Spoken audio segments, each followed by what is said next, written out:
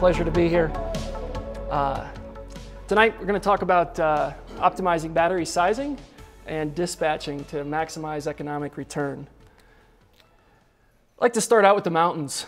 It's, you know, if I wasn't talking about energy, I'd be talking about mountains.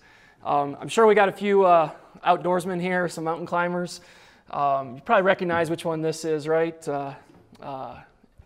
Anybody? It's Mount Princeton. I'm sorry, it's Mount Yale. Mount Yale. 199 feet. It's down in the collegiates. It's kind of interesting, right? Because Mount Yale, the one I got mixed up with, is actually 196. And so there's 3 feet difference, right? And so there's often been discussion about, well, what happens if you were to, you know, the alumni groups were to come out here and want to make theirs the most prominent peak? What would they do? Well, if you've been up there, you know, you see that there's often these little cairns. And so if you were offered, say, $100 for every foot that you could take down the competing peak, what would you do? What if it made it $1,000 for each foot? What would you go after first? That little piece sticking up. How many feet would you want to do, right? So $1,000 for each one. I mean, you could probably, we got a few students in here, I think. You could probably grab a few buddies, run up there, and make $3,000 really quick. Just knock that little pile of stones down. Got to get up there. But then what happens? Well, you get that pile of stones down, and then you're left with a big wide area. So if you want to continue to dig down and dig down, now you need to have picks. You need to have shovels. You need to make some capital investment in your crew. And the economic return of lowering that is going to get worse and worse. Well, the interesting thing is that's exactly how peak shaving works in batteries. And that's where we're going to end up at. That's the profile of what one of these looks like. It's very easy to take off those first few stones. So we're muGrid Analytics. We like to think about problems like that. We like to think about innovative solutions that are, and how to explain those. We say that we work at the intersection of how a technology works and how you make money with it. I like to describe ourselves as, you know, some combination of a tech and consulting company. You know, we've developed a lot of our own technology solutions that we apply to our clients to help them make better decisions, quite honestly, with their energy purchases, energy assets, and with you know, being able to operate their systems. We like to say that every time you make a decision, there was an optimal choice that you could have made. So tonight, I'm going to try to cover quite a bit of ground. You know, we'll go through some basics of energy storage. You know, I imagine that there's a wide range of you know, experience levels here, and so it might start out a little bit basic, and we'll try to progress into more complicated topics. We'll talk about different energy storage technologies. You know, batteries, you know, are probably the most, obviously they have the most buzz, but they may not be the only show in town. And then let's talk about what the drivers are of some of these projects. You know, why are battery storage projects getting done today? You know, what's motivating them? And then the topic that's near and dear to our hearts here is battery optimization. You know, what is optimal sizing to maximize your economic return? And finally, we'll have a couple of case studies. So the way that I figured out back at NREL to describe this, long before batteries were really getting talked about, was to describe batteries as a bucket. It's really, that's what it is. And so if you were thinking about what you could do with this bucket, the decisions that you'd want to make are, well, how big of a bucket do you need? You know, when do you want to fill this bucket? When do you want to empty it? Considerations that you might think about also on the other side are, how fast can you fill it? How fast can you empty it? And how much does it cost? How long will it last?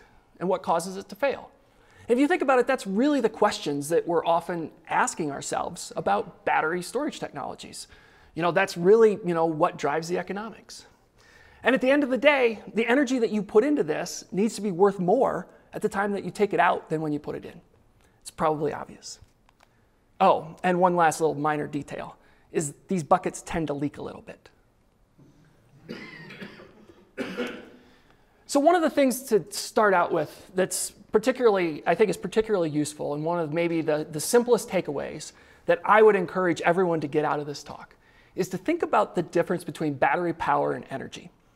And it's a bit of a pet peeve of mine of how the media portrays this, even our trade publications and whatnot, is you will often hear a battery project quoted in terms of kilowatts or megawatts, and they won't tell you what the energy side is. And so that's the power side. So power, of course, for the engineers is how fast you use energy. And the energy is the storehouse of it. And so why does the media like to quote this as they'll tell you that this is a 10 megawatt project? Well, they've been conditioned for years to think about energy assets, power plants, in terms of their megawatt rating. Like if you have a coal power plant, heaven forbid, it has a power and it has an energy, right? But you really only talk about the power side. They'll tell you that this is a 40 or an 80 megawatt plant. But in reality, it has a energy side to it. There's a pile of coal sitting next to it. That's the energy. They just don't tell you what the energy capacity that's sitting there is. And so that's really why you hear about batteries being talked about as one side or the other. And in reality, you have both. And they're both important because that's what defines your duration, is how long can you sustain a given output of power. So if I have an 8 megawatt hour battery and it can provide 2 megawatts of peak power, you can roughly do that for 4 hours. You would say that you have a 4-hour duration battery. If you flip that around and said that you had let's see if I can do math off the top of my head. Say that you had a 1 megawatt hour battery and a 2 megawatt power rating. Now you could have a half hour you could sustain that for a half hour. So you don't have a very long duration battery, but there's still applications for that. And so that leads me to ask, which of these containers is more useful? The one at the top, you've got a big energy capacity, right? You can store a lot of water to it. But the one at the bottom, you can get the water out really fast. And so if you were Robinson Crusoe, marooned on a desert island, you might prefer the top one because you could store up a lot of rainwater to it. But if you were, unfortunately, dealing with forest fires around here, you might prefer the bottom bucket because you can get water out of it very fast. So even though you don't have a large capacity to it, you can still empty the bucket and you can displace a lot of water very quickly. And that's basically the same with batteries, is we have batteries that can discharge very fast, don't store a lot of energy, but they can pump it out. And we have batteries that are very big, but may not have a big power rating. And the costs to do that, we'll see, are different. You have costs that are associated with storing energy, you have costs that are associated with being able to discharge or dispatch that energy. So I thought it might be useful to just talk about a few different types of energy storage. It's certainly, most of my talk is dealing with batteries, but, in sort of tipping the hat that there are a lot of technologies out there. And, going across these, you come down oftentimes off of solid state batteries, you start talking about flow batteries. Being able to store the energy in a solution that you can then pump from one tank to another. You can have flywheels that spin. They can discharge a lot of power very quickly. They just don't have a lot of energy to them. Compressed air, thermal, pumped hydro, also, we were talking about it before the talk tonight. Where are these technologies deployed? And if you look out there, you can see that, how they compare in terms of their duration, their round trip efficiency, and to some degree their costs. And so if you look across this, you end up with a range of technologies that you can deploy. And it's a bit of matching it up to the right application. Do you need more power or do you need more energy? And then do you need more cycles? How often are you going to cycle this asset? And at the bottom line down there is technology maturity. And when it comes to the capital guys, that starts to matter a fair amount. It's less palatable, shall we say, to start investing in a technology that isn't widely deployed yet. And honestly, that's one of the challenges anytime you're developing a nascent technology. So I borrowed this slide, or this graphic, from Rocky Mountain Institute here in town. This is discussing what the various energy storage applications are. And this is it's pretty interesting. You hear a lot of different applications. You know, I've heard, depending on how you count them, there might be 10 to a dozen different things that a battery can do, depending on what, what market you're in, what location of the country or the world you're in. And so, starting with, I would say, we deal mostly, not exclusively, but mostly in behind the meter type applications. And so typically what you're looking at today is demand charge management. Most of the batteries going in for commercial and industrial use are doing some sort of peak shaving. Follow down from that, some sort of time shifting of energy, solar production, being able to, you might classify this as energy arbitrage, being able to talk about, charge low, charge when it's cheap, discharge when it's high. There's different economics that you can see that come into play there. And usually these things are coupled. You're doing multiple of these at the same time. Next down that list, ancillary services. Depending on where you're at, these can be lucrative, or they have been lucrative. Is it today? It's probably a fair question. After that, more and more markets are opening up demand response. Demand response is, in some ways, you can think of it as very similar to the demand charge peak shaving that you would do behind the meter. It's just when it's demand response, usually someone else, like the utility, is requesting it and paying you to do it. And so instead of acting on your own bill, you're getting paid to provide this out to the grid. A big one down here is, of course, reliability. Can you get some resilience from this? Can you get some backup power? And we are certainly seeing a huge interest in that right now in terms of being able to put in some sort of economic battery and then being able to use it for, for backup purposes. Down at the bottom, transmission and distribution. If you're a utility, there's definitely value that you can have in what are being called non-wires alternatives. That's a NWA, you'll hear it referred to. And being able to do energy storage projects to be able to prevent, so that you can defer, you can push out into the future or avoid them altogether, substation upgrades, line upgrades, and things like that. And so if you take a look at the graphic that RMI has done a really nice job with, is it kind of shows you how these break down into different categories. And so there are the utility services, there's customer services, and then there's ISO and RTO services. And so there's things that basically you can do as a commercial entity or an industrial facility. You have a utility bill, and that's something that you control. I often describe it to our clients as, that's your utility bill. No one is offering to come pay that for you. And so whatever you do, you control that. As opposed to if you're looking at it from a market perspective. If you're bidding into a capacity market, for example, or you're doing a demand response program. In those situations, it's not just what you do, it's what the guy across the street does. It's what the guy down the block does. That if you have a variety of market participants, they can suppress the market. And so you may invest in that technology, believing what it's going to do today, and other people enter it. That happened in the PJM markets, a couple of years ago. And so, it's certainly that those are viable, and there can be good returns there. It's just, it's a different place to play. And so, it's often, what we advise often is to think about it from what you control. And, that's your utility bill. That, there are risks, of course, with that. The tariffs could change, policies could change. But by and large, if you don't reduce your load, that is always going to be available for you to access.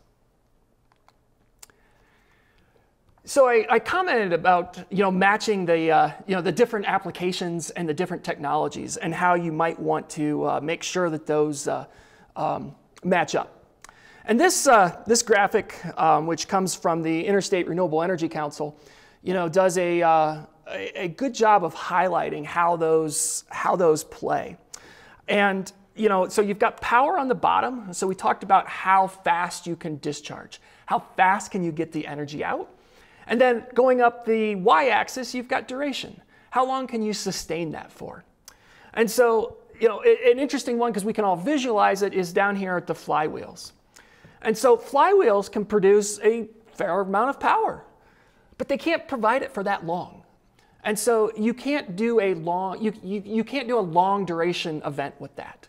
You can do some, you could do frequency regulation where you only need to provide that power possibly on the order of seconds.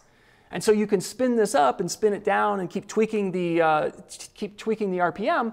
But if the grid went completely down, you would spin this wheel down, relatively quickly. If you go up to the other end of this, out there into the upper right corner, you've got technologies that are very big in bulk amounts.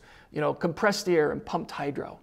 And those have economies of scale associated with them, that you can get the power and you can get the duration out of them. But of course, the ones that we're all most hearing about are the solid state batteries that are in the middle of this diagram. And so why is that? It was interesting. I think we were having a bit of a conversation earlier about, why is this? And it's because they cover a very wide range of power, and they cover a fair amount of range of duration as well. And so these batteries are getting developed, and they can go into a variety of applications. And if you're a developer of a technology, having multiple markets that you can penetrate is certainly a good thing. And so, that's one of the interesting things, is that there is this wide range of power and energy that you can trade off. And that's one of the things we like to take a look at. So why are battery projects getting done today? We tend to see that these fall into basically two rough categories. First, you've got the economic side. The economic batteries projects that get done are largely because people want to save money. The commercial entities, the industrial facilities all own their utility bill. And if they can do a battery storage project that's going to do some peak shaving for them, some demand reduction, it pencils. That's where commercial solar is. Commercial solar is booming because it pencils. And so do batteries in those applications. The other side of it is resiliency. So there's a big focus on hardening our infrastructure. Hurricane Sandy in some ways brought a lot of this to life. It's not that it's certainly the only hurricane. It just happened to hit, a very significant financial center of the United States. And it raised awareness. It also, very close to DC, which probably helps too, raised this awareness of what can happen if we don't have power available. And there were places there that were knocked out for, 1, 2, 3 weeks or more. Of course, then we have all the Puerto Rico, the Puerto Rico hurricane, the Texas hurricane, the Florida hurricane. I have forgotten all of their names. I apologize. But the point is that these are occurring, regularly, for better or worse. And we're starting to think about, what can we do in terms of resiliency? What can batteries bring to the equation? Most of the solar, as you guys all know, most of the solar projects out there are grid tied. If the grid goes down, your solar on your roof is not really doing much. And so starting to think about, what are the costs? And the reason that is because there's costs. To put in a grid forming inverter costs more than a grid tied inverter. But maybe we should do that. Maybe we can quantify what the costs are, what the benefits are, and then we can make an informed decision that this is a good thing to do. Those are the types of questions that we love to help people deal with. And so finally, I put down here at the bottom the Holy Grail. The Holy Grail in this space is being able to put in a battery project that pays for itself through some sort of revenue stacking, whatever you're doing, peak shaving, be it solar firming, be it demand response, that it goes in and it pays for itself from that aspect, and you get your resiliency out of it. And the reason that that is great is because it doesn't require anyone to put a value on resiliency. We as a society have a very difficult time thinking about what is the value of avoiding bad events that are unlikely but have significant consequences. And so being able to have systems that can pay for themselves other ways and still provide that resiliency is really where much of the space is trying to get. So I'm going to start talking mostly about economics, economic batteries, why these go in. And like I said, in many cases, it's not obvious when you see that commercial and industrial facilities are doing batteries that they're going to have any resiliency out of them. If they're configured right, sure. But many of them, may not. So from an economic perspective, I talked a moment ago about revenue stacking.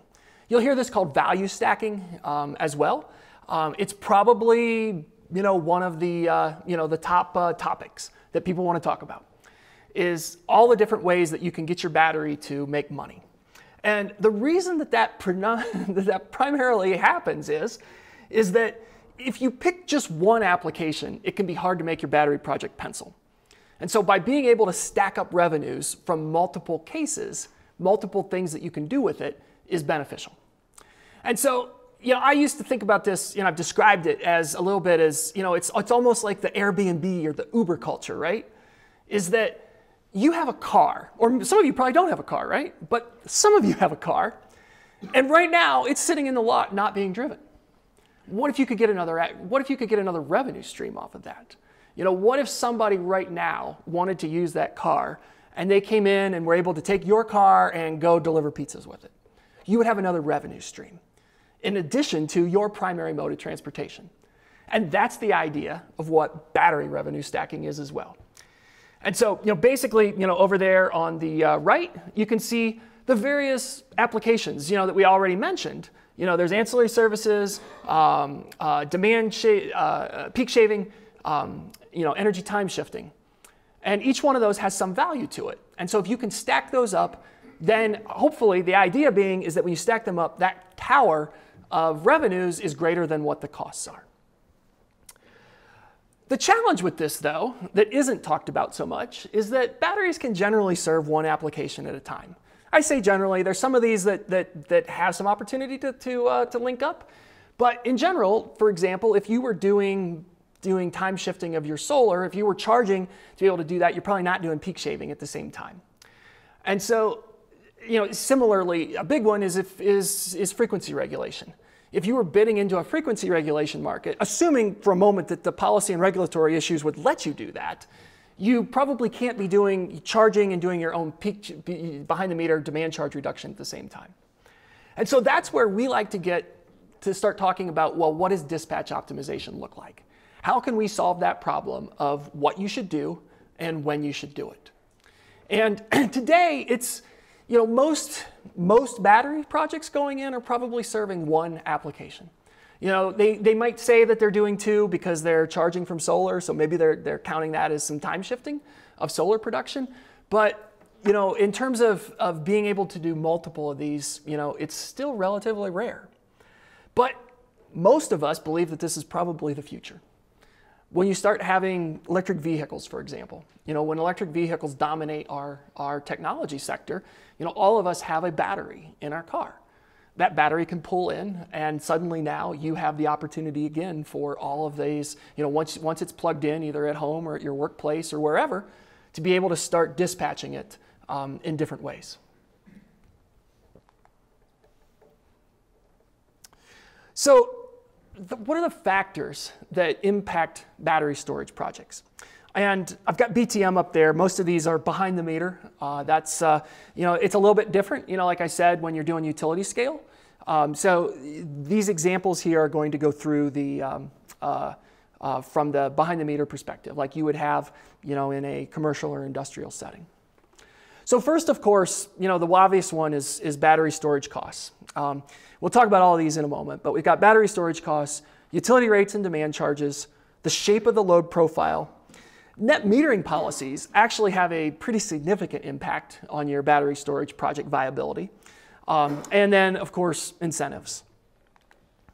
So if you look at battery energy storage costs, and I don't want anyone to start quoting me on costs. I absolutely hate talking about what things cost because it's kind of all over the map in this space right now. And so I'm going to tell you just a little bit anecdotally about what we see. And so first of all, what I'll say is that battery storage costs are projected to follow the same trajectory as solar. So I've got the graph over here from Bloomberg showing where solar was where from almost 20 years ago, to where it is today. And you can see then the smaller one down there is, or the shorter one is battery storage. And so the idea being is that wherever storage is today, it's going to be significantly cheaper in the future. And so whether or not every project we talk about here is going to pencil economically, it's about understanding why that is, because we can always drop in different costs in the future and rerun the same analysis. So starting just talking about what costs are. So the one that most people have heard about is Tesla and their power packs. And so these are, it's relatively, I think, straightforward. You can go on the website and see what they claim to sell these at. I believe it's $350 per kilowatt hour for a 4-hour system. And that's rolled together with the inverter. It's an integrated inverter and battery. And the numbers that we've seen the developers like to use is they like to throw $100 on that per kilowatt hour for installation. That's probably the low end. And this is probably for very big systems. Anyway, I think that's where they would tell you that their pricing is today. And so if you look at this, break it down into what a system looks like there. I think their system is a 4-hour system. So imagine that you've got a 4 megawatt hour, 1 megawatt Tesla system. And so what we like to do is be able to disaggregate this into power and energy, so that if we took those same prices, we could decide, do you want more power or do you want more energy? We could let the models solve that quantitatively. Well, if you do this, you can see that what we put on this is, to back into this is roughly $300 a kilowatt hour for the battery pack and $600 a kilowatt for the inverter. If you roll all that together, you get about an aggregate of $450 per kilowatt hour. Smaller systems, what we see, cost significantly more than that. I mention these numbers so that you have something, to keep in your head. That 500 to 800 per kilowatt hour. If you were doing a modest size system, CNI type, with inverter costs 800 to 1200. Then you've got some fixed and controller costs on top of that oftentimes don't get mentioned. At the end of the day, the thing about a battery is that you need to be able to control it. Putting solar on your roof is, I might offend a couple of solar installers here, but is relatively easy. If you put the solar up, the sun shines, you make electricity, you save on your bills. If you put a battery in, it sits there. And so you need to have the controller and you need to be able to do some dispatching with it. And there's a cost to being able to do that. And so essentially you have all of this, all of these aspects. You sort of have 3 costs to think about, in general categories when you're doing a battery project. So the next thing to think about is utility rate tariffs. And I could certainly give an entire talk on rate tariffs and what exists in the country. So, this would be just a very high overview. So similar to how we think about costs, we think about rates the same way. That there's 3 aspects to a rate tariff. You've got fixed charges, you've got energy charges, and you've got demand charges. The fixed charges are the charges that you essentially pay just for the privilege of being able to buy power from the utility. It's almost like a seat license at the stadium that you pay this, for the right to be able to pay more when you want to use their energy. And so this, if you're a residential, it's probably pretty low. If you're a CNI customer, maybe it's $30 a month, $50 a month, something in that range. So the energy charges then are, of course, how much you pay per kilowatt hour. So those are units of energy. So each unit of energy you use, maybe you pay 10 cents for, or something like that. And then the demand charges are the ones that are sneaking up on people. A lot of people don't understand where demand charges come from or why they are what they are until they see their bill and start breaking it down. And so if you look over here at this, the graphic, I tried to show what this is. And so all of that, so that's a load profile, of course, of energy consumption at a site. And so all that jagginess at the top, they're turning on or off lights or equipment or something like that. And the point is that you've got to fill that space with energy. And all of that energy down there, you were buying at 10 cents per kilowatt hour. That probably all makes good sense, right? The issue is that they also, in most big commercial accounts, also hit this with the peak demand charge. And so whatever the most energy that was drawn at a single moment in time, that sets the peak demand. And by single moment in time, I usually mean the average over 15 minutes. Most of the time, they're doing 15-minute billing. And so whatever energy we use during this 15 minutes would set a demand. And the next 15 minutes, in the next 15 minutes. And then you get to the end of the month, and you look back and you say, okay, this was your highest one. That's what your peak demand for the month was. I'm going to put this charge on that. It wasn't that long ago that people didn't pay that much attention to this. But suddenly, peak demand charges are hitting 40%, sometimes 50% of our utility bills. And so I literally just had a call today with a guy in Florida, which I don't generally think of as having high demand charges. And he said to me, my printing operation, we basically shut it down for the summer. It's, I don't know if it's because they don't air condition their building. It's in Miami. It's too hot. But they basically shut it down.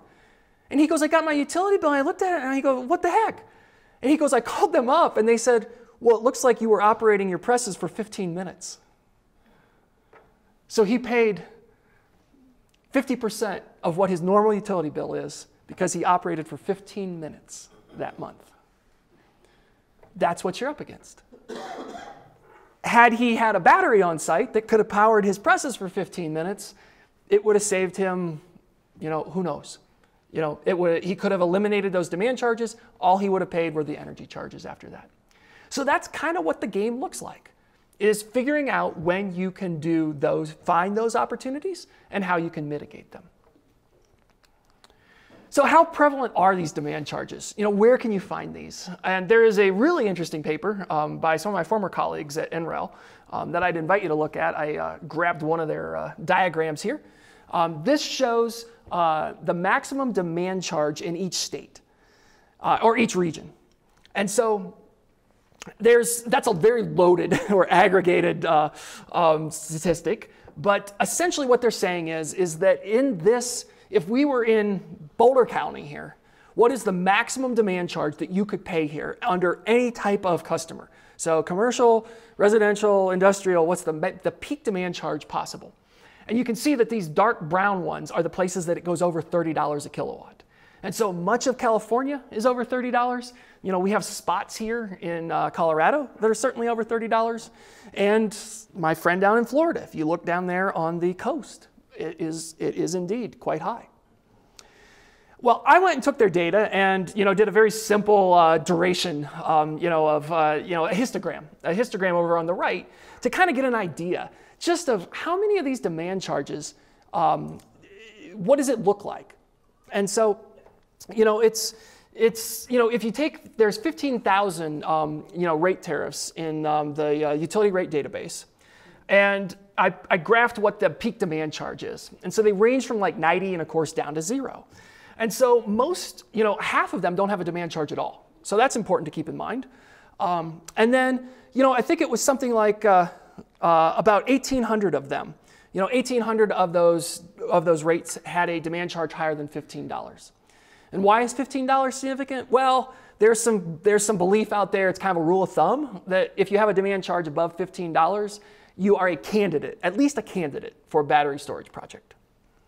And so then the one down here at the the right is another graph that was interesting, or another figure that was interesting out of there, that it weights it. That one is by customers, and so whereas this one is just the peak demand charge, it doesn't tell you how many customers are paying it. The one down there is weighted by the customer, and so there are over 100,000 customers, for example, that are in the dark brown regions that are paying over $15 per kilowatt as a demand charge. And so that gives you an idea then of, where are the possible markets, for these technologies. So I wanted to transition. The next one on that list was load profiles. And so your load profile has a surprisingly significant impact on what you can do in terms of demand charge reduction. And so I just very quickly, want to illustrate what is the best case and the worst case that you can have in this world. And so we're going to start with the best case for peak shaving. And so this is completely theoretical. It's not completely theoretical. You could have this happen in the real world, but you wouldn't want it to. So imagine that you are an industrial facility. Perhaps you are a printing press in a printing operator in Florida that has a baseline consumption here of 500 kilowatts. And then all of a sudden, you turn on some piece of equipment that spikes you to 1,500 kilowatts. So you would pay, of course, the demand charge on 1,500 kilowatts. Well, if you had a battery that was a 1 megawatt battery, and you were paying this $36 per kilowatt demand charge, you could eliminate that demand spike, right? And you would save $36,000. And this is perfect. It's absolutely perfect because you only need a battery here you need a 1 megawatt battery. You need to have enough energy in it to sustain it. If that spike occurs for 15 minutes, you need a 15-minute battery. If it lasts for an hour, you need a 1-hour battery.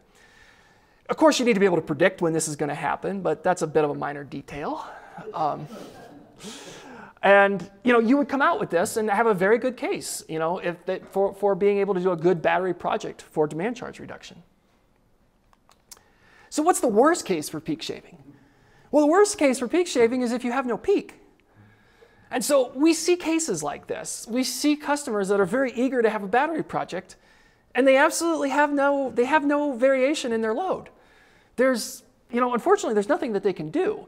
The analogy to go back to Mount Yale is that when you scoop up those rocks, you've got to put them somewhere, right? That's one of the challenges, is that you can only cut down that mountain so far, right? Because eventually you're going to start putting it down in the valleys, and the valleys are going to build up. And so over here, the peaks and the valleys are already one and the same.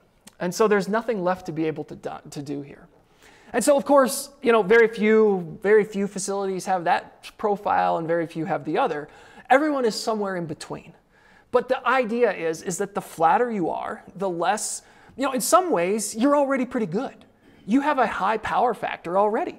You're already consuming, maybe 90% of the energy that you're paying for in a demand charge. So that's good in that sense. It just means that you're not a great candidate for a battery. And on the other hand, if you have a lot of variation already, then maybe you are. The other interesting thing is what happens, we're just talking here about the raw load profile. What happens when you put solar on this? If you drop solar onto this load profile, now you have some choppiness going on. You have the cases where, a cloud passed over. And so it's a common misconception that solar doesn't reduce demand charges at all. It does. We have data that we do performance monitoring on a couple of projects in hotels on Maui, where we get their monthly data and we can see exactly what they do. And and this is Hawaii, of course, so they have pretty consistent sun, right? But they get something like 15% of their nameplate capacity of their solar array is able to it reduces their demand by that much on a monthly basis. But it makes it easier for the battery because you create multiple peaks in this. So if you drop that solar profile on top of this, you would see that you can imagine that all of those peaks that make it become very viable for a battery to be able to shave. So the next one on that list was incentives. And it's not a talk about renewable energy if we don't talk about what the incentive landscape looks like. And so we've been involved in a number of these projects, looking at where there's the evolving incentive structures. And so first of all, the old way, of course, as you guys are very well familiar with, is net metering. Net metering where you can trade kilowatt hours basically with your utility. The interesting thing is if you look at the evolution of where net metering came from, it dates all the way back to the 80s. This is very early 80s policy that was created probably for what was more or less hobbyists back then, with small-scale wind and solar that wanted to be able to trade with the grid. And suddenly now we're dropping megawatts onto systems that were designed, almost, as the, for, a very small hobbyist market. Well, the country is starting to realize that net metering really, isn't necessarily, it doesn't really value those exports properly. And in many ways, it's hindering energy storage projects. It's simply put, if you can use the grid as your battery, you don't need to put in a battery. If you can just trade with the grid, at 100%, getting 100% value for every kilowatt hour that you export, there's no battery that you're going to put in that competes with that. So what's going on? Well, you're starting to see more complex incentive programs. These are influencing both the system design and the operational strategy. And they require very in-depth modeling and optimization to be able to leverage them. The two examples that we're dealing with the most right now are the Massachusetts SMART program, which is scheduled to start very soon, and the New York Value Stack, also known as VETR. And so I think it's interesting, even though we're here in Colorado, it's very interesting to see what's happening in other parts of the country, because my belief is that at some point, virtually every state is going to adopt some system like this. And so just the quick look at how Massachusetts is their approach to this. So first of all, they had what was called SRECs. And so SRECs being solar renewable energy credits, essentially you got paid a production-based incentive for every kilowatt hour that you produced. The biggest issue with SRECs is that it was a certificate, and the value of it floated. It was a market. And so a whole cottage industry of trading SRECs came up. And so part of the value that was supposed to go to the guys putting in the systems, even to the residential people that had these on their house, was instead going to trading firms that were figuring out complex trading strategies, whether you should buy, whether you should hold these, whether you should sell forward contracts on them, and all of this stuff. And so Massachusetts said, enough, we're not going to do it that way anymore. And so what they've done is they've created this program, and so that allows it to be basically more bankable. Rather than having SREC prices float, it's a fixed amount that is locked at the time of your interconnection. And so the graphs over here, the one on the left, shows you kind of how it was. You can see that it's spiky. And so your total compensation, both in terms of energy and the incentive, was varying over time. And so they wanted to go to the one on the right where it's fixed. And so the way that they're doing this is you get a base level incentive for every kilowatt hour that you produce based on what your utility costs are, and then the incentive layers on top of that. And it's actually pretty significant. The total compensation there ranges from 16 to 39 cents per kilowatt hour. For the purposes of our discussion tonight, it also includes an adder for energy storage. So if you pair a battery with your solar project, you have a little box that you can check that says that you get this adder. And the adder ranges from 4 to 7 cents, depending on what the configuration of the system looks like. And so these are all the various adders that show up as part of SREC. And so you can see you get different things, depending on what your solar is, what type of solar it is, what if you're a community solar project, and then of course, your storage adders down here. And so there's a lot of optimization that takes place. Oh, good. I've got this slide here about showing where that optimization actually happens. And so there's a lot of information on this slide. But partly that's because it's a complex incentive. And so the way that the Massachusetts Smart Solar Adder works is you are operating on a table down here that has the power rating of your battery as a percentage of the solar array.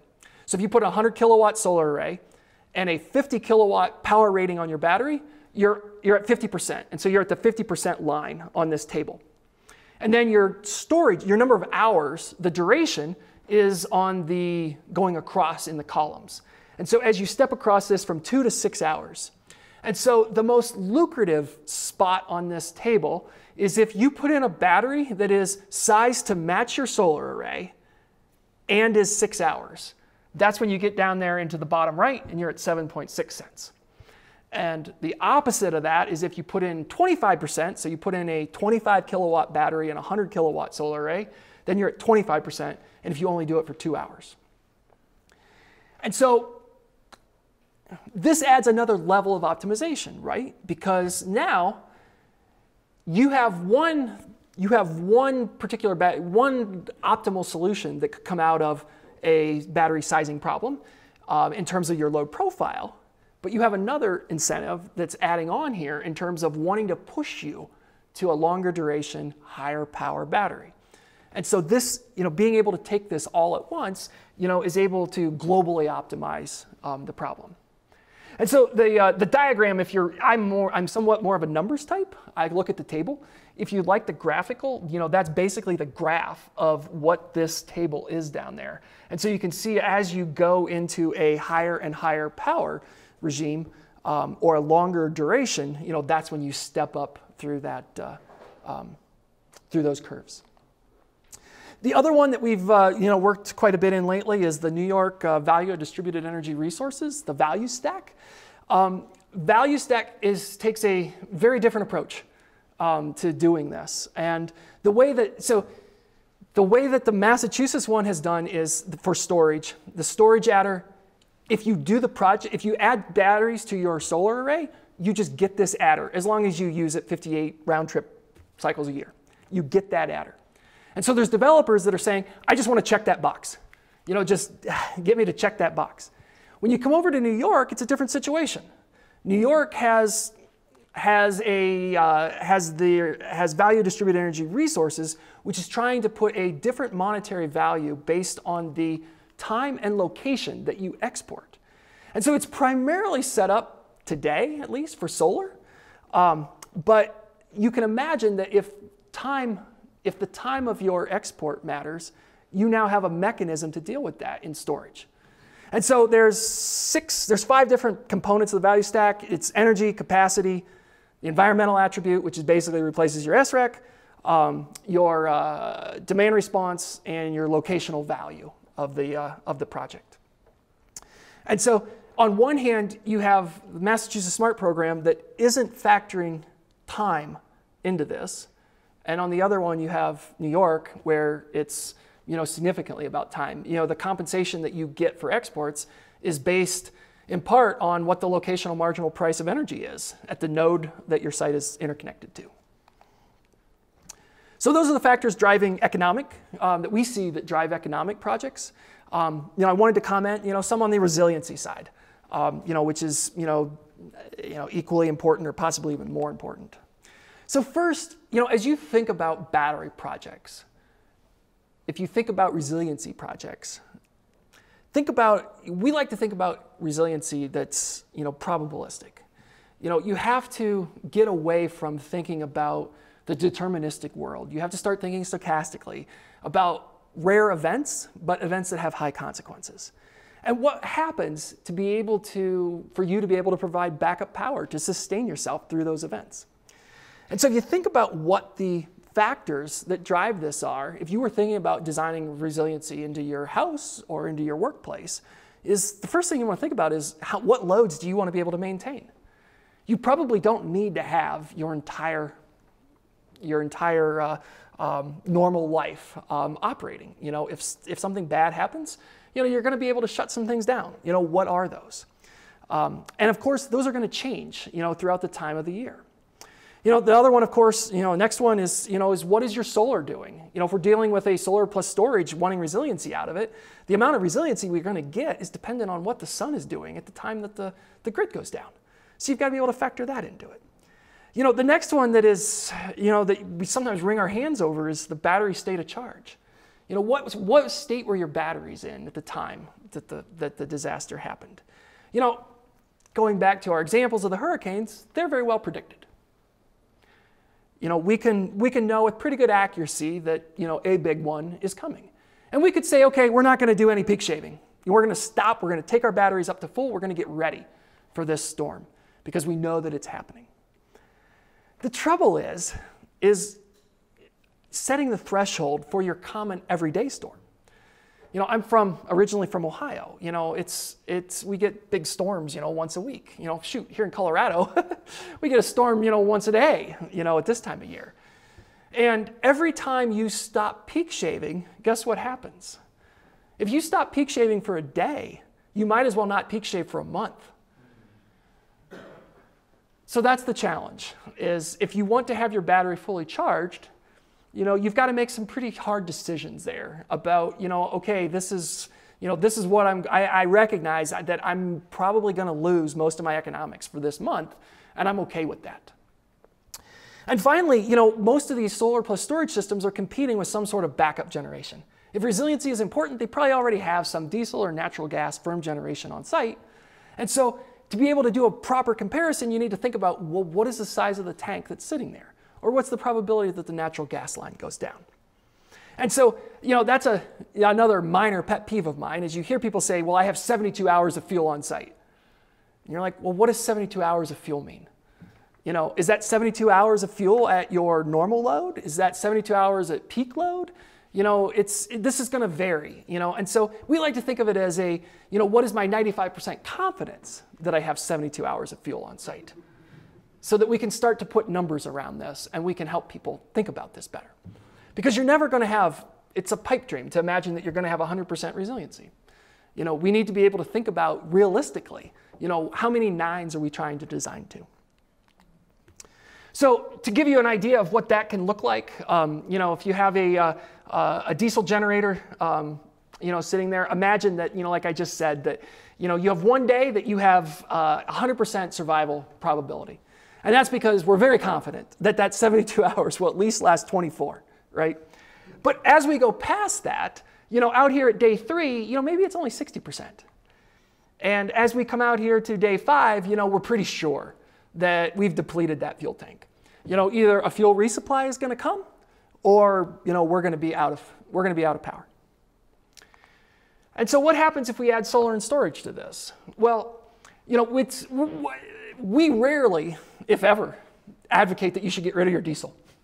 You shouldn't. You know, you've already got that asset sitting on site. You know, instead of getting rid of your diesel, just make it more efficient. You know, make it a fuel-sipping diesel generator by letting your solar offset parts of it, by letting your batteries allow it to let your diesel run at peak efficiency. You know, if you have a microgrid, you know, let the diesel system run at maximum efficiency, charge up the batteries, and then run off of them. And so what this slide shows is, you know, how you can push out that curve. You know, adding solar plus storage to it, you know, the green is a modest size system. I had to remove the numbers off of this, but the green is a modest size system and the yellow is a bigger system. And so you can imagine that as you push this, as you make a bigger and bigger system, you can push out to the right the duration that you can survive at the same probability. And so whereas the diesel generator alone was around maybe 1 day, you know, if we do this big solar plus storage system, maybe now we're very confident that we're going to get 4 days out of that. And that has value to people.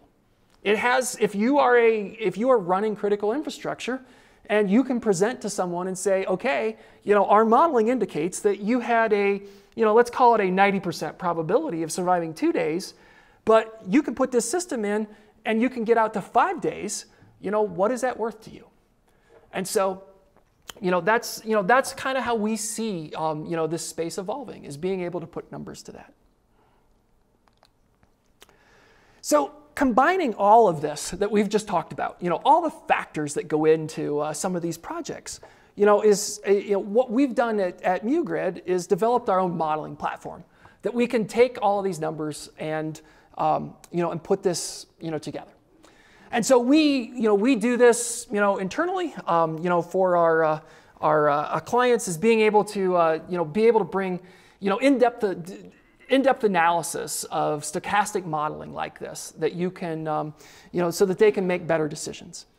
And so, you know, this system that we've got, you know, basically takes all the pieces that we just talked about, you know, being able to take in your load profile, being able to take in what the capital costs are, the incentives, the solar resource. Combine that with your financing options. You know, I like to say, or I say whether I like it or not, is that I spend half of my day on financial engineering. the reality is that much of this space today is about financing and being able to make projects bankable. What those structures look like, and the different ways that you finance a project are going to impact, what your economics look like. So we've developed this mathematical modeling platform that can solve these problems as a series of equations. Essentially, if you can write a set of linear equations around these problems, you can come up with a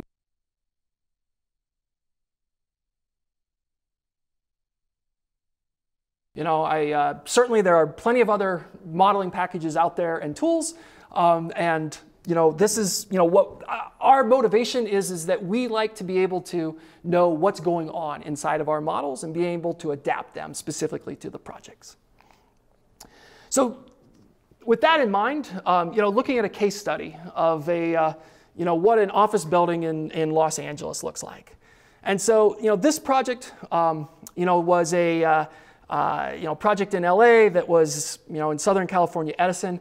In some ways, SCE is often a poster child for projects like this. They have very complex rate tariffs. They have time of use charges, they have time of use demand periods that are rotating, and so they're very good to be able to illustrate some cases. The application here was peak shaving and being able to do energy arbitrage. And of course, we had 15-minute data available. If you work in this space, getting the data is somewhere around half the challenge. Smart meters are getting deployed more and more, but they are certainly not everywhere yet. And so being able to get those load profiles is, of course, part of the issue.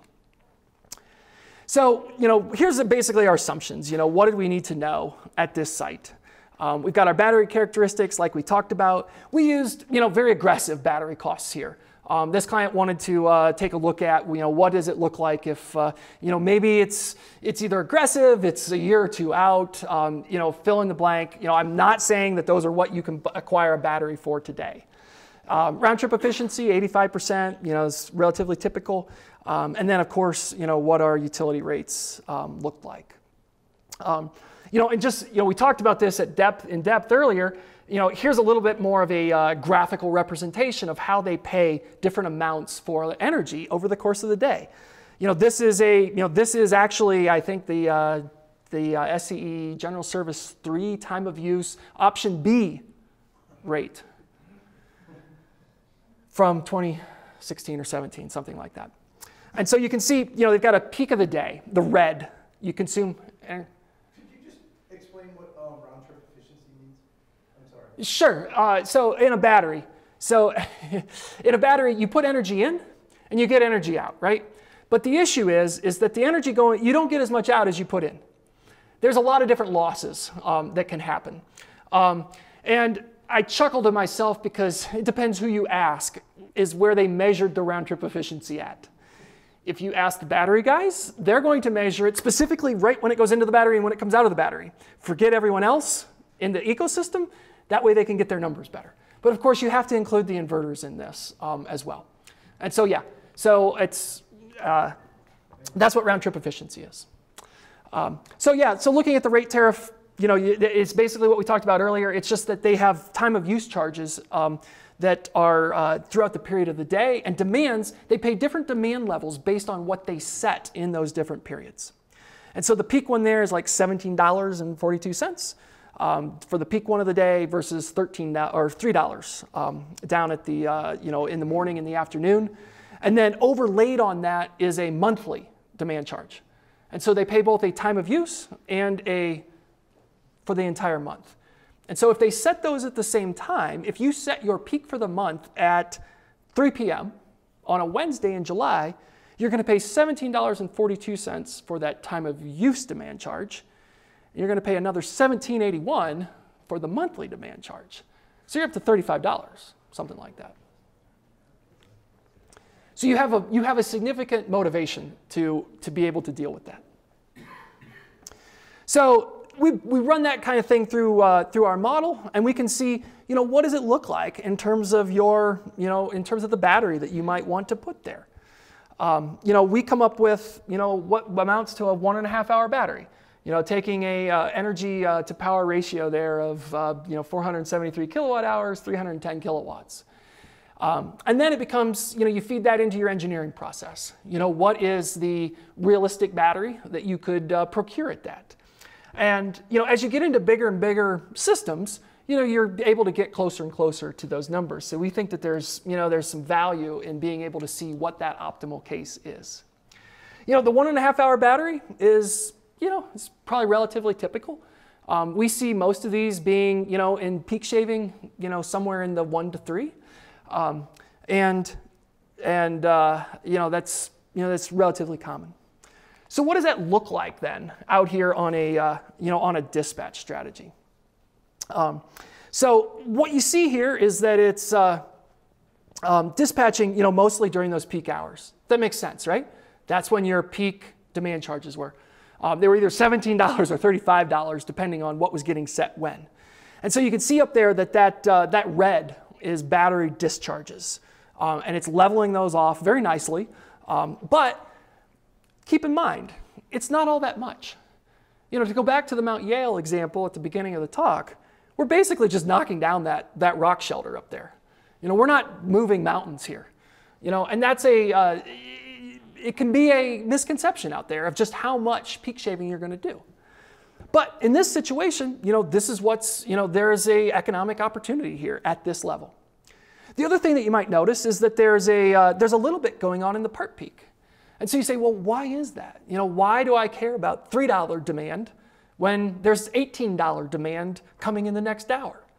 Well, the further we go down in that $18 region, the more energy we need. If we just back up and do this a little bit in the part peak, we can capture some nice value out of it, but with modest amount of energy. And so that's the optimization that you see is the more complex these demand structures are, the more it is, it behooves you to take a look at what those, being able to look at all of the options. And then of course you see out here that it's charging, it's charging at night. Model wants to charge it when it's cheap. There's no solar here. This is a specific example designed to illustrate the concept. If you drop solar into this, then you're probably wanting to charge off of solar so that you can capture, the federal investment tax credit. You can do makers, and certainly, being in the various states, you may also want to capture the local incentive, the state incentive there as well. So keep that in mind. Can I ask a quick question? When you say you're optimizing, what is your objective function? You're optimizing for net present value? Net present value. Okay. What is the minimum life cycle cost of providing energy to this site? And so being able to look at including your capital costs, your operating costs, energy purchases, revenue that you would get from incentives, any other applications that the system could provide, and your energy costs. And so if you have the base case, of course, is that you just buy your electricity from the grid. You incur your demand charges, you pay your energy charges, and you do that for the next 25 years. The alternative is you do some energy projects. And what do those do in terms of your bill savings? It's a good question. I think that slide got left out. Thanks for reminding me. So we can stack this up. We can make a table, what does it look like? This is SCE. This is going to look different for every single utility, every single project out there. But in this project, in this location, you can see that the bulk of your revenue comes during the summer months. If you have to choose for a month for the system to be down, you probably don't want it to be down then. Those peak demand charges are very lucrative to go after. The green down here is the monthly demand charges. So being able to do that every month, is certainly beneficial. And then the red is, of course, those part peaks. And so we don't see a whole lot happening then, but there's a little bit. You can also look at another metric you can look at and say, how much demand reduction was I getting given the power rating of the battery? And so being able to say that I have a 100 kilowatt battery, the most demand charge savings you're going to get is 100 kilowatts, right? If you perfectly discharge, remember our example of the single spike? If you can hit that spike, you get the whole thing. Well, as you get different load profiles, you're not going to get 100 kilowatts. That's another misconception in the space, is that if I put in a 100 kilowatt battery, I'm going to get 100 kilowatts of demand reduction. You're going to get something less of that. And being able to see what that is, can give you an insight into what your dispatching looks like. So we also compared this to, looking at, what a 4-hour battery is. And so, essentially, the bottom line here is the bottom line, that the 4-hour battery actually gets a lower NPV and a lower IRR. And, why is that? Well, that's the case of, looking at wanting to shave a mountain, is it becomes harder and harder to do that. You need a bigger and bigger battery to get the same incremental amount of demand savings. And so that is, that's where you end up with this trade-off. So how much demand savings do you want to do? Is some ways equivalent to asking, how much money do you want to make? What return do you want? Because as I continue to do that, your return will get less. If maybe 15% is acceptable. You may still want to do that. It will get you added resiliency benefits. It's just if all you look at is IRR, then you might want this smaller system. And that's why we tend to want to see the whole picture, be able to value what those other revenue streams are. So to give the idea of how this compares, you can see what happens if you drop a 4-hour battery on this. Over here on the left, we've got our 1.5-hour battery, and over on the right, we've got our 4-hour battery, and how those, what those look like. You get to be able to go further down, into the into the space, into the load profile. Savings comparison, obviously you're going to save more with the 4-hour battery. It's just you spent a lot more to put in that system. So, it's going to, your top line is better, but your bottom line is not necessarily as good. So what does it look like if you add storage to this system? Add solar to this system. Most cases, that's what you're seeing these days. We think that it's probably in most situations in an SCE market, you should probably look, if you're doing a solar project, you should consider what the battery is going to do. It's not a guarantee, but it's worth taking a look at. Here what you see that the solar did, the solar now is in yellow up there, and so the solar provided a very interesting benefit to us. It wasn't firm production, but it provided energy that the battery didn't need to have. And so it was able to displace essentially some of those electrons that are stored in your battery. And so now the battery still has the same power rating, but it needs less energy behind it to be able to do a wider duration peak shave. And so you can see here that when solar is added into this mix, is we got more demand reduction going on in the pretty much in all 3 periods. And naturally it'll probably push up your returns on the entire project. In some ways that's a function of solar being in many cases very viable. And when you pair something that is very economically viable with something somewhat viable, you get the mix of the two. And so we like to break apart, the pieces of, what is my return coming from solar? What is coming from battery? How do they look together? So, I think that's, we've gone through pretty much what I, aim to talk about here. If I can leave you with a few takeaways that I think, will help you in this space as you have more conversations. The first one we talked about was power and energy of batteries. And keeping that in mind as you read about projects, as you do your own projects, as you're involved in these, is that you should want to know, what is, if they just tell you the power, ask them what the duration is. Ask them that so that you have a better understanding of the project. Batteries in general like high demand charges, and they like peaky load profiles. That peaky load profile could come from intrinsically from the site, whatever they're doing, or it could come from the fact that you have solar on the site already, or you're going to add solar and it made your profile peaky. Either way, that makes a better opportunity for the battery. Getting meaningful resiliency for free is still difficult. That's the unfortunate case right now. Remember, all of this is we're always on a cost trajectory. And if the downward trajectory of battery prices continue the way that they're projected, this is going to be different in a few years. But today, it's still most of these, getting your resiliency for free projects, they're pairing them with some sort of firm generation in those cases. Or they're doing a different, they're accepting lower amounts of resiliency in those cases. Battery sizing and dispatch optimization can make or break a project. Having the right size battery that's not too big, is not too small, and has the right power and duration for the project, is critical.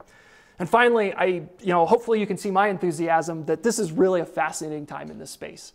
I honestly believe that what we see in our lifetimes, looking forward, is going to be drastically different in terms of what utilities look like, in terms of distributed energy resources, and we're really, we're at day one, of this process.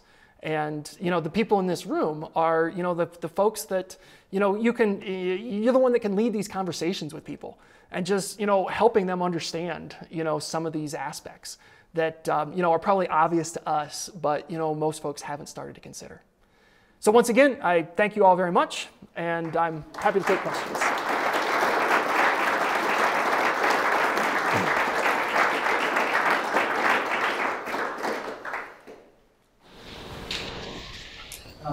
When you have a battery-only system, are you charging the battery from the grid at the lowest cost time, or how are you doing? That's what the model's going to want to do, is charge it at the lowest cost. But my other question is, what time period are you using for the internal rate of return and PV time period? And are you allowing for battery degradation over that time period? And what is the typical battery degradation? So we generally look at a 25-year life cycle. Consensus is that a solar array with proper maintenance, will last 25 years. Some of us believe it's going to actually last a lot longer than that. The reality of corporate finance is that cash flows happening way out here don't have a big impact today anyway. So we generally do 25 years. The question is, how does you align batteries with that? So we basically assume the same concept with batteries that you're going to assume with the solar array. The solar array, you're going to assume that you replace your inverters somewhere between year 10 and 15 at some cost. And the battery system generally depends on whose warranty it is, who's the vendor, which technology it is. I would tell you that I think that 10 years is what we would expect. I see projects that are getting written with 20-year warranties. And I mean, if you can get the lawyers to agree to that, sounds good. But 3 years is more common. 3 years, I certainly see 3. 3, 5, things like that. It's interesting, the guy, depends on who you ask. Is it the guy that's installing the system and warranting the system, or the one that's promoting it? And so you also asked about degradation, which is a very interesting topic in itself, and again depends on who you ask. And so generally what we assume when it comes to lithium ion is that lithium ion has 2 degradation modes. It has a calendar mode that basically, if you don't do anything with it, it's going to degrade and fade over time. And 10 years, maybe it's down to 70%. And it would get replaced, or it would go to some second life battery project. But for our purposes, it gets replaced. And it happens at 10 years. And so the alternative to that is if you overuse your battery, then it goes through a cycle. It gets a little degradation, a little fade every time you use it. And so depending on the application is which one of those dominate. And so in a peak shaving regime, we generally assume that you're actually under calendar life, that you're only doing one cycle. We go through the numbers here, that you're cycling less than once per day. In many cases, quite a bit less, that you might actually only be cycling these 100 times a year. And so like if you notice, Massachusetts, there's some insight into that. Massachusetts wrote into their spec, it has to cycle 58 times. And so they probably picked that number for a reason, right? That somebody like me out there ran some models and said that most of these 58's a good number. And so if you only cycle 58 a year, you know, at the end of 10 years, you've only gone through 580 cycles. You very well may be dominated by that calendar life. Behind you there, yeah. I saw one slide where you mentioned hydrogen for storage. Can you comment on its viability and its position in parameter space? I'm sorry, I didn't hear that. Hydrogen. Hydrogen. Yeah. It's only there in one slide.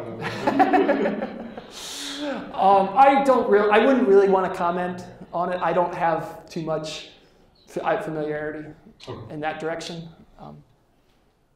Right here. The price of batteries is going down. We all kind of know that, and the price of cobalt is going up like crazy. Do you see batteries going away from cobalt for that reason, or do you see cobalt being more mined and sought? You know, in the 1920s, nobody was looking for oil. Well, that's too late. But in the middle 1800s, nobody was looking for oil. It was still there, but nobody's looking for it.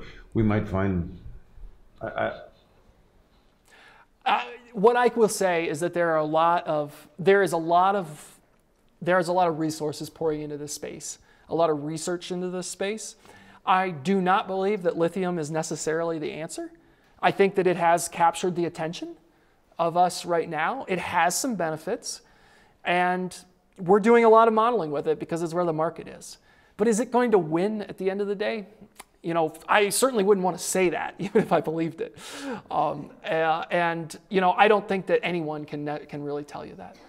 Elon Musk might differ with me, but you know, I wouldn't want to say that. Ian. Are you able to you have a slide up there, you showed controllable loads like HVAC, I think there was LED up there.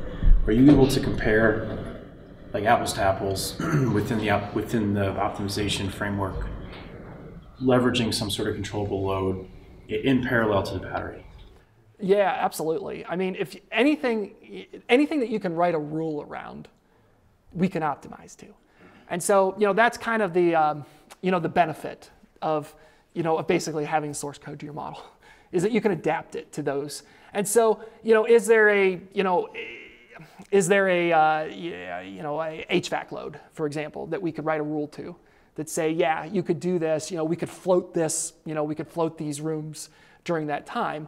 And, you know, that's, you know, certainly, you know, most of these, that's the other aspect of this, is most of these battery projects are getting done by customers that are pretty savvy. And so they already have some interesting tech going on the site. And so being able to factor that in, you know, is important, and being able to optimize, you know, against what they're already doing and is probably already more lucrative. You know, it falls back into you own that load, and so you can adjust that. You know, you control it. You know, the other thing, the other thing that's interesting there that, you know, I was having a conversation with a flow battery, you know, some flow battery startup, about wanting to put their flow battery into a place that already had lithium-ion batteries, and so. You know, that's something that we don't talk too much about is, you know, the global optimization when you have two different assets sitting there that have different characteristics to them are in different places on this chart.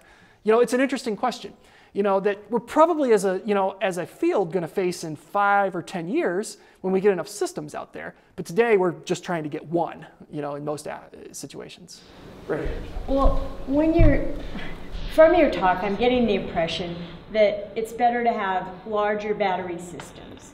It's kind of like in insurance. When you spread the risk over a broad base, you're going to pick up a lot better return. If you had these in microgrids, like what would the size of a microgrid be?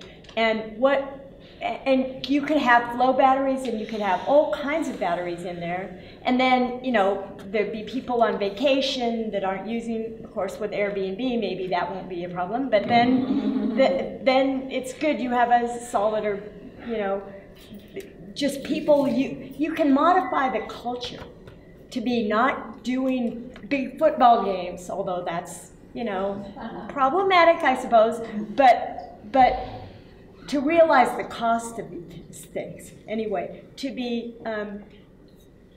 gauging it so that people move at different times of the day. There's more working at home, there's more, you know, not peak time. All of those things could be fit into a system where you're using these microgrids and optimizing all the battery options, the small and the big. And do you see some vision for that, of like a larger scale thing than people just putting individual batteries on their houses? Well, the first thing I want to address is your first comment that I think bigger batteries are better. That is, I don't want you to get that idea from me. I have some battery friends that sell batteries, and they will absolutely tell you that. The better battery is the biggest one. We actually, you know, our numbers up here show you the opposite of that. The most lucrative battery you can put in is the first one that knocks off that first little bit of demand. If you can predict it, and you can get your fixed costs are painful. But if we can ignore the fixed costs and say we just want to put in that small battery and shave a little bit of that, it's perfect. You know, and so, you know, it's, yeah, you know, if you want, you know, more batteries are going to be, you know, for more resiliency, sure. But, you know, it's, we don't necessarily. Centralized battery system for your neighborhood rather than. I see, versus distributed. You know, it's a good question. It's a good question. There's a lot of people that ask the same question about solar, believe it or not. Should everyone have solar on their roofs, or should we have central solar farms? Because we get economies of scale from it. And you have the controllers, and you have all of the, you know, the expenses at each level. There's guys that spend a lot of time thinking about that. You know, I would say that it's, you know, as a society, it's, you know, where our incentives are right now. You know, we're incentivizing a lot of these distributed systems. You know, the market is responding to that. Travis, can I ask another question? What's a typical size project where this battery storage starts to make economic sense? I mean, how big, how much electricity, how much cost do you need to be spending before this is viable at all? So the flip side of that is, maybe I can answer better, is where does it not make sense? And we have a couple of projects right now that are, you know, they're interesting, they're very interesting. They're called resilience hubs.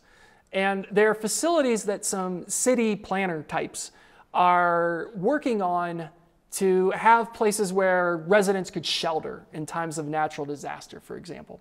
And so maybe it's a community center, boys club, boys and girls club, you know, something, a church, you know, something like that.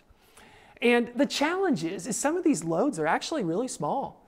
You know, they're in the 10 to 20 kilowatt range. And so, you know, like I just mentioned here, in terms of, you know, that first bit of peak shaving you do can be the most lucrative. That it assumes that you don't have fixed costs. And the fixed costs of what we're seeing make these projects hard is that there's a lack of a controller that can operate on those systems. There's a lack of the bidirectional inverters, that the size and the cost of them when you get down into that range make them difficult. And so, you know, it's, yeah, you know, ideally, yeah, you have in the 100 kilowatt loads before you, you know, is probably what I would say if I was making a guess. Yeah. Right here in front. So people tend to forget that batteries are a net consumer of energy. And so actually what's the most cost effective is to avoid using the energy and energy. So by far, and if you could do sophisticated load control and all of that, it's often a lot less expensive than even thinking about that. It's funny you bring that up. You know, I can tell anecdotes, you know, all evening from working in the lab for you know, I got there in 2010, which is a very different environment that we're in today. And you know, we worked on a lot of federal clients. They were the ones getting the mandates to do these projects. And one of them came to us and said, "We're going to get to net zero by doing a battery." Well, what you're going to do is you're going to consume more electricity. is what's going to happen. So, you know, I usually, you know, depending on where the level of the talk is, I usually include that it's a key point to remember is that the round trip efficiency of a battery is not 100%, and so you are absolutely using more energy when you put this battery in. You're doing it because the peak shaving has a value, which we can talk about a whole other talk about the macro benefits to the grid. Why do these demand charges exist? Why do they want you to get your demand down during certain hours of the day? I take it as, we like to think of it as, we're price takers. Whatever we do, like I said, you own your load. You're a price taker. You don't impact anything that's going to happen out there. You don't move mountains. Whatever you do, you act in isolation. But when everybody starts doing this, then suddenly the macro effects matter. That now, we get I didn't have a duck curve up here. How did I give an hour talk without a duck curve? Thank God. You start to see what happens in these cases. And, it is an interesting question. So for investor-owned utilities that don't understand or appreciate demand response, for example, wouldn't those utilities, perhaps, dare I say, less sophisticated utilities, actually kind of in a game of whack-a-mole, just seeing revenue erosion change their tariff and throw that economic benefit or model completely out the door? That's a concern many of our clients have. What happens if we put this project in and they change the tariff? It's a legitimate concern. Usually I address it in a couple of ways. First I tell them that it's a government process to get that tariff changed. You have to go through the PUC. You have to. I made a deposition test. I testified, or I made a comment. At the PUC a year ago for the smart metering. When Excel was looking at doing smart metering here in Colorado, and the PUC was considering, because basically they have to push all the costs onto the ratepayers. We all end up paying for smart meters, and so they needed public comments. And as a Colorado company, we were asked by some of our colleagues to go do this. And so I got a taste of what this looks like, and it's not a quick process. And so if you're looking at battery projects that have a payback of 5 years, is it going to take 5 years for them to change the rate tariff? Maybe. And so hopefully your battery project is already paid for by the time they get around to doing that. But now the issue really is how are the rate tariffs going to change? And what we're going to start seeing probably is you're going to see that connection charge. You're going to see that customer charge go up. It's the privilege of being able to buy electricity that you're paying for, not the electricity itself. And I am not the type that I might make a couple of jokes now and then, but I'm not the type that berates utilities. They're doing what they have to do. They're trying to operate a business. They're trying to maintain, our power system. And, honestly, for 100 years, these guys have been incented to keep the lights on. They're the offensive line of the football team. They don't get kudos. No one here is saying, thank you, Excel, we have power tonight. But we would be grumbling as soon as we get a blink, right? And so, they're doing what they have to do to sustain their business. And, as they lose rate base, in one spot, it is whack-a-mole. They've got to figure out ways to make it up somewhere else. And so it is an interesting question. And, there's a whole paper on that of grid defection. Peter's here. I think he was part of that. It's a fascinating discussion of, is it the downward spiral that, as you push more onto customer charges that are fixed, now you've incented it even more where my models can say, well, just leave. Put in your own assets, and the more people that leave, suddenly now the customer charges have to get higher and higher. Thank you. How much regulatory anti-islanding is there? How does it scale? Where's it going in the future? Because islanding is not allowed everywhere in residential, right? I'm not sure the question. You mean, can you put in a system that can island and operate independently? While being, if you want to put in your house and go off grid, you can do that. I was under the impression that the electrical codes were going toward anti-islanding. You weren't allowed to island your house because the power workers would think the house. Well, okay, we have a couple of things. Yeah, we have a couple. Maybe there's some nuance here in terms of what we mean. So I mean that if you want to cut the wire, it's a free country. If you want your system to be able to operate in grid-connected mode and then island, yeah, I'm not sure what the code is on that. You know, we don't really deal at all in residential systems. You know, we're, you know, commercial industrial, you know, type projects, and they absolutely have, you know, they have code that they have to meet in terms of what their ATS can do. To, you know, the utility wants to make sure that you are completely islanded, so that we don't have any backfeed onto this for exactly the reasons that you mentioned. It is a concern. But when you're big, it doesn't matter. You can island all you want. If you're certainly a hospital can, but a factory probably can't. You just have to have the right protection in place and ensure that that's going to work. How about right here? So you talked a lot about what a customer-facing solution would be for demand charges. Do you have any comments on a solar developer who's adding storage as part of a PPA that they present to utility in terms of this, you know, whatever the extra value is that they're adding in storage? Yeah, that's an interesting question. Is how do you, when you get into financing models and mechanisms for storage, how do you want to capture and distribute the value, so to speak? And it's a complicated question in terms of, you know, are you, you know, first of all, you want to do the analysis of what all applications are you capturing here.